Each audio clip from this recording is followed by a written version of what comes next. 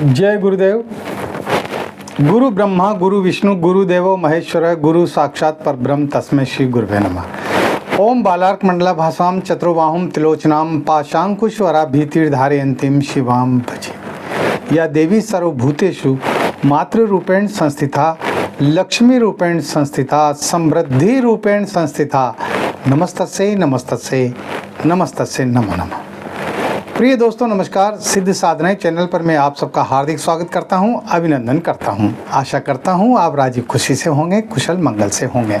आप सबकी कुशलता में मां भगवती से, माता महाकाली से हमेशा चाहता हूं आप सुखी रहें, निरोग रहें, धन धान्य से परिपूर्ण रहें। आपके परिवार पर किसी प्रकार का कोई संकट न आए, कोई विपदा न आए, कोई परेशानी न आए।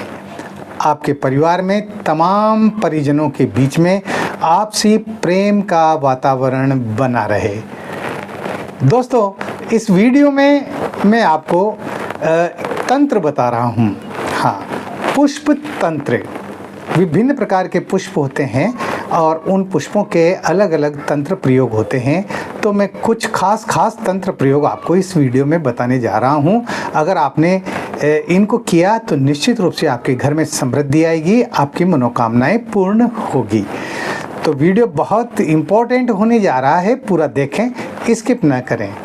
चैनल पर नए हो तो चैनल को सब्सक्राइब करें, लाइक करें, अपने दोस्तों में ज़्यादा से ज़्यादा शेयर करें ताकि हर व्यक्ति हमारे इन प्रयोगों का लाभ उठा सके। और बेल आइकन पर प्रेस करके ऑल पर क्लिक करने से आपको हमारे वीडियो का नोटिफिकेशन तुरंत प्राप्त हो जाएगा। दोस्तों मैं सबसे पहले तो बात करता हूं कि हमारे बहुत सारे दर्शकों के कहने पर और साधकों के शिष्यों के कहने पर जो है आश्रम बनाने का एक निर्णय लिया गया है। आश्रम हो और उस आश्रम में जो हमारे प्रदेश के, हमारे तमाम सारे प्रदेशों के, हमारे यानी हिंदुस्तान के कोने कोने से हमारे जो साधक हैं, जो साधनाओं में जो लोग रुचि रखते हैं, चाहे वो पुरुष हैं या महिलाएं हैं, वो आकर के और जो है वो अपने साधनाएं कर सके, सिद्धियां प्राप्त कर सके। क्योंकि बहुत सारे लोगों के घरों पर साधनाएं करने का या सिद्धियां करने का पूर्ण वातावरण नहीं होता है, इसलिए वो नहीं कर पाते हैं।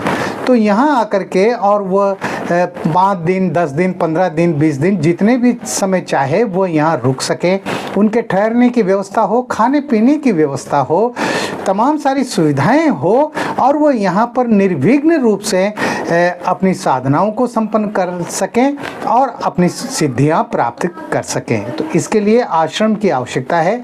आश्रम में पैसा बहुत खर्च होता है और इसके लिए ज़मीन लेनी पड़ेगी, फिर निर्माण कार्य करना पड़ेगा। तो ये आप लोगों के सहयोग के बिना नहीं हो सकता। तो आप चाहते हैं कि वास्तव में हमारा आश्रम बनना चाहिए, तो उसके लिए आप ज़्यादा से ज़्यादा दान दें, ज़्यादा से ज़्यादा सहयोग करें, जो भी आपकी श्रद्धा है उसके मुताबिक। ठीक है, आइए बात करते हैं पुष्प तंत्र के बारे में। दोस्तों हमारी ज़िंदगी में कई सारी समस्या होती है, कई सारी परेशानियां होती है, विपदाएं होती है, संकट होते हैं और इनसे आदमी घबरा जाता है, परेशान हो जाता है।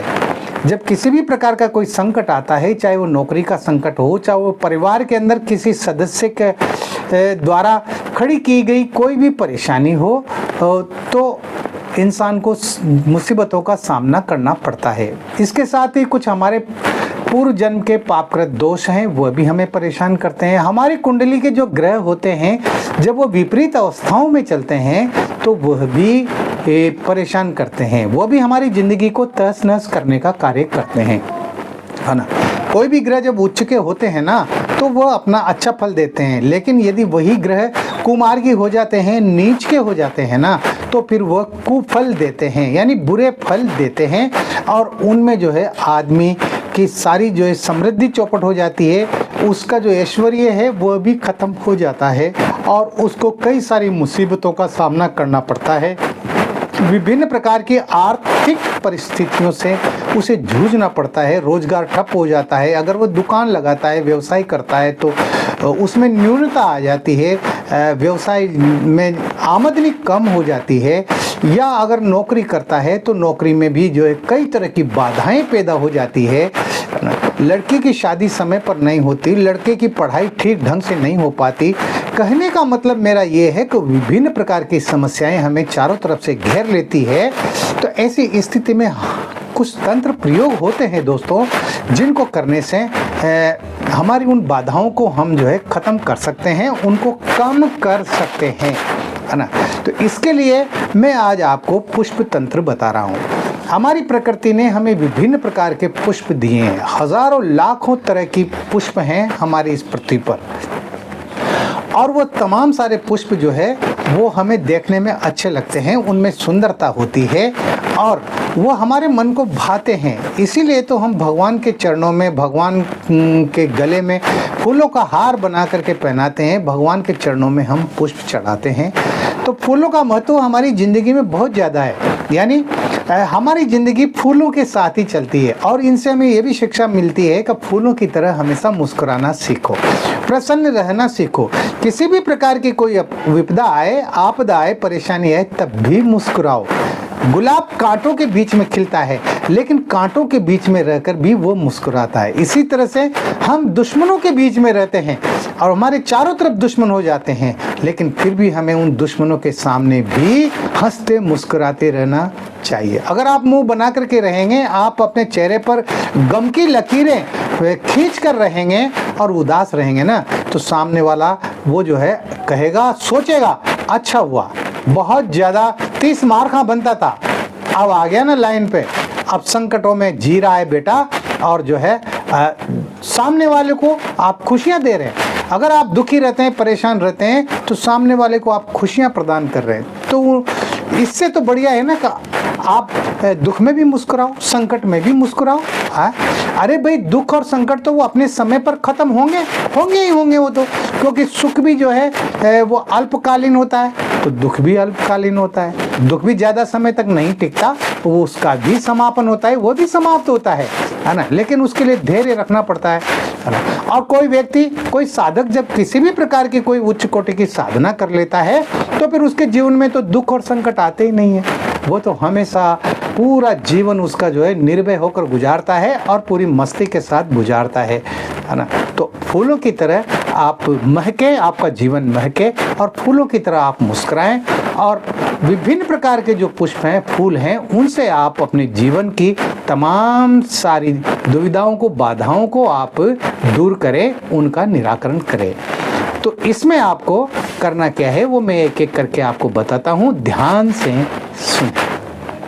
अगर आपके मकान के अंदर आपके पूर्वजों के फोटो लगे हुए हैं, आपके अगर पिता दिवंगत हो गए हैं तो उनका फोटो लगा हुआ है, माता दिवंगत हुई है, दादा हैं, दादी हैं, हाँ, परदादा हैं, अगर उनके फ़ोटो आपके मकान में लगे हुए हैं, आपने लगा रखे हैं, तो उन पर रोज़ाना ताजे पुष्पों की माला जरूर पहनाएं। उससे क्या होगा, वो दिव्य आत्माएं आपको मनी मन जो है अप्रत्यक्ष रूप से आपको आशीर्वाद देगी और आपके जीवन के संकट जो है वो समाप्त होंगे, आपके घर में खुशियों का वास होगा। आपके मकान के दक्षिण पश्चिम हिस्से में, दक्षिण और पश्चिम के बीच का जो हिस्सा होता है, वहाँ पर आप रोजाना पीले रंग के ताजे फूल रखें। उससे क्या होगा, अगर आपके परिवारजनों के बीच में, परिजनों के बीच में अगर मनमुटाव है, आपके जो रिश्तेदार हैं, आपके जो परिवार के जो लोग हैं, वो आपको प्यार नहीं करते हैं, आपसे दूर रहते हैं, तो उनके अंदर आपके प्रति प्यार पैदा होगा, सम्मान पैदा होगा और पूरा परिवार हिल मिलकर रहेगा। ये बहुत ही शानदार तंत्र प्रयोग है। अगर भाग्य में वृद्धि करना चाहते हैं तो उसके लिए आपको 4 पंखुड़ी वाले पुष्प आपको अपने घर में रोजाना लगाने चाहिए। आपका जो ड्राइंग रूम है, उस ड्राइंग रूम में आप एक वेस बनाएं, एक वेस खरीद करके लाएं जिसको फूलदान कहते हैं, और उस फूलदान में रोजाना आप 4 पंखुड़ी वाले फूल लगाएं। या ये नहीं कर सकते तो आप दीवार पर जो है 4 पंखुड़ी वाले फूल का चित्र वो लगा दें। इससे आपके भाग्य में लगातार वृद्धि होगी, आपका भाग्य प्रबल होगा। परिवार में मधुरता लाने के लिए, हर्ष उल्लास लाने के लिए और सुखों में बढ़ोतरी करने के लिए आपको पीले और लाल रंग के जो लिली के फ्लावर होते हैं, लिली के फूल है ना, आप उनको जो है भवन में लगाएं, आपके मकान में लगाएं। आपने अगर बगीचा बना रखा है मकान के बाहर, तो उस बगीचे में लिली के फूल लगाएं, पीले हों, लाल हों। उससे जो है आपके घर में सुखों की वृद्धि होगी। घर में सौहार्दता चाहते हैं, यानी आपसी सामंजस्य चाहते हैं लोग, आपके परिवार के जो लोग हैं उनके विचारों में आपसी तालमेल बने, तो उसके लिए घर में आपको बैंगनी रंग के फूल लगाने चाहिए। आप अपने किसी भी गमले में बैंगनी रंग के फूल का पौधा लगा दें, आपके घर में लोगों के बीच में, सदस्यों के बीच में आपसी मधुरता बनेगी। अगर आप किसी मंदिर में जाते हैं या कहीं मस्जिद में जाते हैं तो वहाँ से एक पुष्प जरूर लेकर के आए। भगवान के चरणों में चढ़ा हुआ फूल, या आप दरगाह से जो है वहाँ से भी आप एक फूल आप घर पर लेकर के जरूर आए और उसे आप जो है अपने घर में रखें, उससे आपके सौभाग्य में वृद्धि होगी। अगर आपके घर में कोई बीमार व्यक्ति है ना, रोगी है, तो आपको क्या करना चाहिए, किसी भी मंदिर में जाकर वहाँ देवी प्रतिमा पर चरणों पर जो पुष्प है उस पुष्प को लेकर के वहाँ पर जो है जल के किसी पात्र में उसको रख दें और दूसरे दिन उस पुष्प को जो है किसी वृक्ष के नीचे छोड़ दें। कोई भी वृक्ष हो उसकी जड़ में छोड़ दें, पीपल हो, बरगद हो, कोई भी वृक्ष हो, वहाँ पर उस पुष्प को छोड़ दें। जो जो वो पुष्प सूखेगा, रोगी के रोग में जो है न्यूनता आएगी, यानी रोगी ठीक होने लगेगा। ये बहुत ही शानदार, बहुत ही बढ़िया प्रयोग है। अगर कोई विवाह योग्य कन्या है, लड़की है, उसकी शादी नहीं हो रही है, तो पियोनिया का जो पुष्प होता है, जो कि आप चित्र में देख रहे हैं, इस पियोनिया पुष्प को जो है वो अपने कक्ष में लगाए, शयन कक्ष में लगाए। और अगर वो पियोनिया पुष्प उसको नहीं मिलता है बाजार में, तो वो उसका चित्र भी अपने शयन कक्ष में लगाए, अपने पैरों की तरफ, और जो है रोजाना सुबह उठ करके उसको देखें। इससे क्या होगा, उसे शीघ्र ही पति की प्राप्ति होगी, उसे अच्छा वर मिलेगा, उसकी शादी शीघ्र हो जाएगी।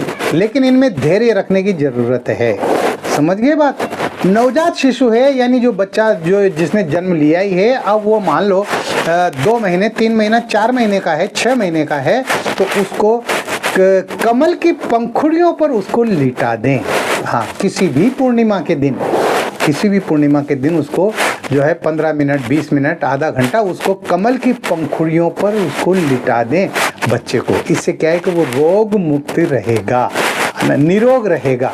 बालक के निरोग रहने का ये बहुत ही बढ़िया शानदार प्रयोग है। अगर आपकी कोई मनोकामना है, आपकी कोई इच्छा है जो पूरी नहीं हो रही है और आप उसको पूरा करना चाहते हैं, तो जो है आपको तिरुपति जो बालाजी हैं, हनुमान जी, उनका फोटो, उनका चित्र जो फ्रेम में मड़ा हुआ हो, वो आपके घर में होना चाहिए।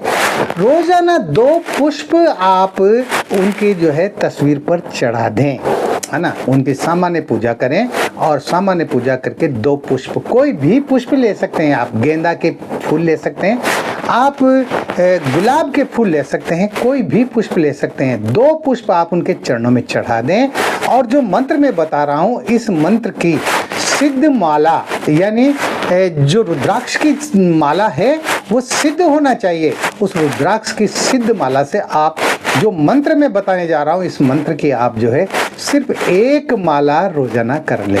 ज़्यादा करें तो आपकी इच्छा है ना। जितना ज़्यादा गुड़ डालोगे पकवान उतना ही मीठा होगा, ऐसा कहते हैं ना हमारे बुजुर्ग। लेकिन 1 माला तो आपको करना ही है।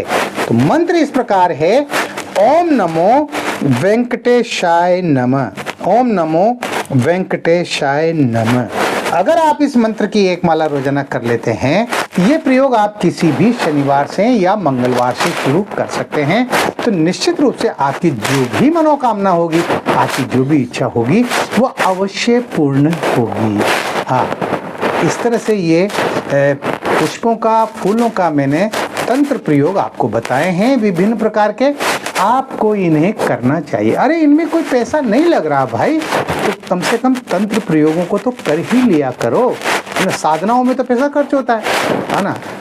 कोई भी एक साधना करो तो कम से कम 8-10 हज़ार रुपया खर्च होता है, तब जाकर के साधना होती है। ऐसे ही थोड़ी हो जाता है ना, क्योंकि उसमें सामग्रियों की बहुत ज़्यादा ज़रूरत पड़ती है ना। लेकिन तंत्रों में तो ज़्यादा ज़रूरत भी नहीं पड़ती। फूल जो है, पुष्प है, अगर आपके बगीचे में पुष्प है तो फिर तो कोई दिक्कत ही नहीं है।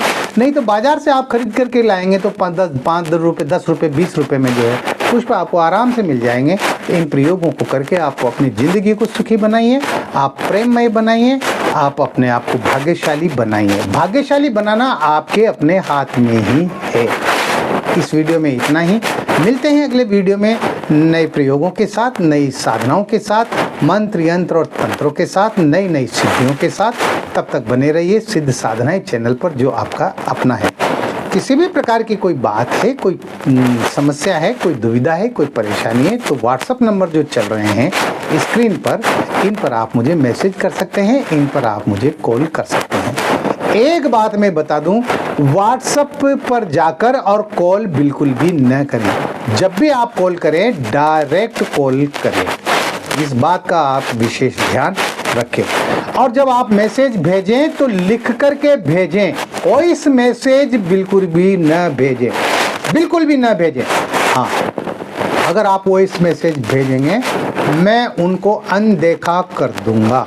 अगर आप व्हाट्सएप पर जाकर और मुझे कॉल करेंगे, मैं उस कॉल को उठाऊंगा ही नहीं, अटेंड ही नहीं करूंगा। इसलिए आप लिख करके मैसेज भेजें, आप जो है डायरेक्ट कॉल करें।